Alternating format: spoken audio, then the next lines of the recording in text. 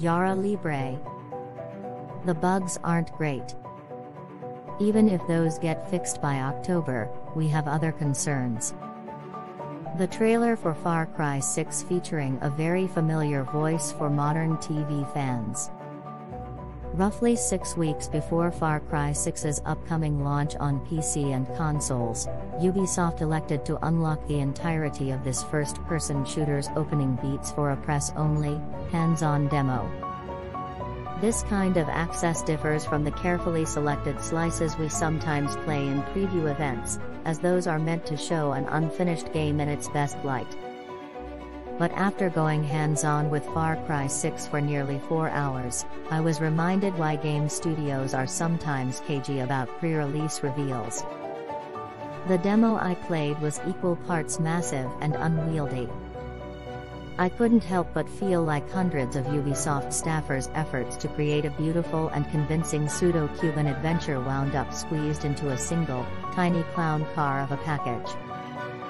The issues didn't end with game-breaking bugs and wonky AI, which may very well be resolved on October 7th.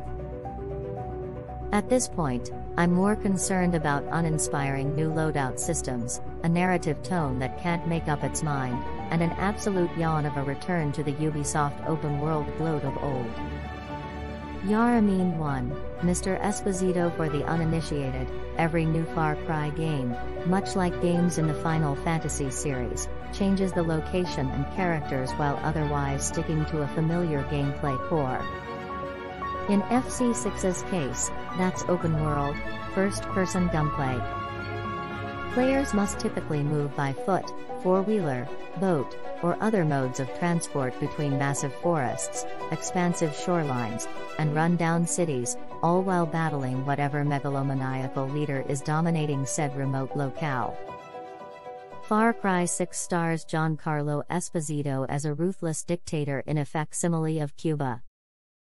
You play as Dani, a woman, or man, if you choose in the game's opening menus, eager to take the dictator down.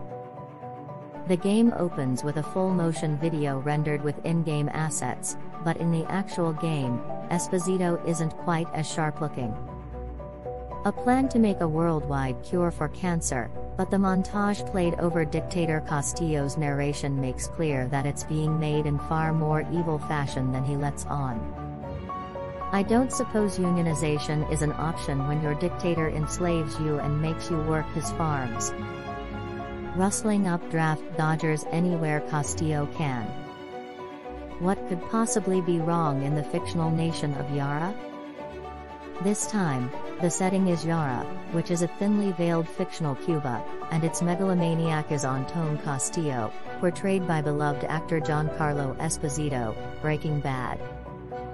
Over the years of his reign, Castillo has converted his island nation into a massive research and pharmaceutical laboratory, and he is so set on selling a cancer-beating cure to the rest of the world that his regime forces locals to work his farms and labs as unpaid slaves, or be killed for resisting.